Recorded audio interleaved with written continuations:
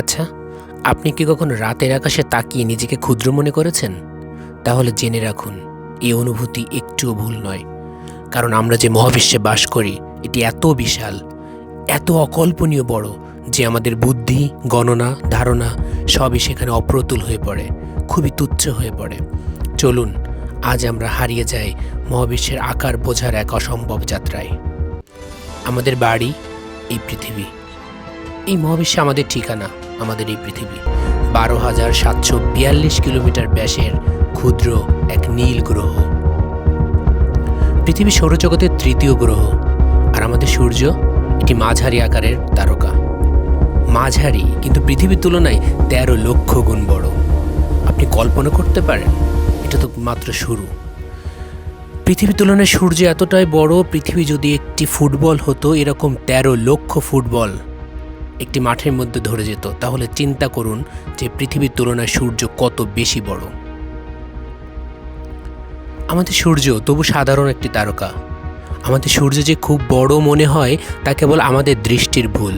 মহাবিশ্বে এমন অনেক তারকা আছে যারা সূর্যের চেয়ে 1000 গুণের বেশি বড়। যেমন ইউআই স্কুটি। যদি সূর্যের জায়গায় ইউআই স্কুটি থাকতো, মঙ্গল নয়, এমনকি শনি, সব গ্রহেই তার ভিতর সঁপে যেত। এরপরও এমন তারকা মহাবিশ্বে অসংখ্য। আমাদের গ্যালাক্সির নাম মিল্কওয়ে গ্যালাক্সি। এখানে রয়েছে 40,000 কোটি তারকা এবং অসংখ্য গ্রহ উপগ্রহ। মিল্কওয়ের ব্যাস প্রায় 1 লক্ষ আলোকবর্ষ, মানে 1 সেকেন্ডে 3 লক্ষ কিলোমিটার যেতে পারে। এই গ্যালাক্সি পার হয়ে যেতে সময় লাগবে 1 লক্ষ বছর। তবে এত বিশাল, তবু এই গ্যালাক্সি মহাবিশ্বের একটি বিন্দু মাত্র।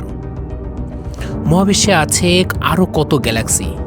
বিজ্ঞানীরা অনুমান করেন মহাবিশ্বে গ্যালাক্সির সংখ্যা প্রায় 2 ট্রিলিয়ন। আর প্রতিটি গ্যালাক্সির ভেতরে আছে লক্ষ কোটি সূর্য, আর প্রতিটি সূর্যের চারপাশে ঘুরছে অসংখ্য গ্রহ। আপনার মাথা ঘুরছে? এটাই স্বাভাবিক। এখনো পর্যন্ত আমরা যে অংশটা দেখতে পারি তাকে বলা হয় অবজারভাবল ইউনিভার্স। এর ব্যাস 93 বিলিয়ন আলোকবর্ষ, মানে আমাদের থেকে 46.5 বিলিয়ন আলোকবর্ষ দূরের আলো এখন আমাদের চোখে পৌঁছাচ্ছে। কিন্তু অবাক ব্যাপার, মহাবিশ্বের বয়স মাত্র 13.8 বিলিয়ন বছর। তাহলে আমরা এত দূরের আলো কীভাবে দেখছি? কারণ মহাবিশ্ব নিজেই প্রসারিত হচ্ছে, স্পেস নিজেই টানছে, বাড়ছে, ঠিক রাবার টানলে যেমন লম্বা হয়। তাহলে মহাবিশ্বের আসল সাইজ কত? এখন মহাবিশ্বের যে তত্ত্বে ঝুঁকেছেন, মহাবিশ্ব অসীম হতে পারে, মানে এটার কোনো শেষ নাই, কোনো দেয়াল নাই, কোনো সীমানা নাই। আপনি যত দূরেই ভ্রমণ করুন, আরও গ্যালাক্সি, আরও তারকা, আরও গ্রহ সামনে আসতেই থাকবে। এমনকি সম্ভাবনা আছে আমাদের মহাবিশ্বের বাইরে আরও অসংখ্য মহাবিশ্ব আছে, একটি বৃহৎ মাল্টিভার্স, যেখানে প্রতিটি মহাবিশ্বের নিয়ম, পদার্থবিজ্ঞান, সময় সবই আলাদা আলাদা হতে পারে। এবং সবচেয়ে ভয়ঙ্কর তথ্য, মহাবিশ্ব এত বড় যে মানুষ কখনোই তার পুরো চিত্র দেখতে পারবে না। যে অঞ্চলগুলো এখন আমাদের দৃষ্টির বাইরে, চিরতরে সেগুলো অদেখাই হয়তো রয়ে যাবে। কারণ মহাবিশ্ব প্রসারিত হওয়ার গতি আলোর গতির চেয়েও বেশি, মানে মহাবিশ্বের কিছু অংশ আমাদের চোখে কখনোই পৌঁছাবে না।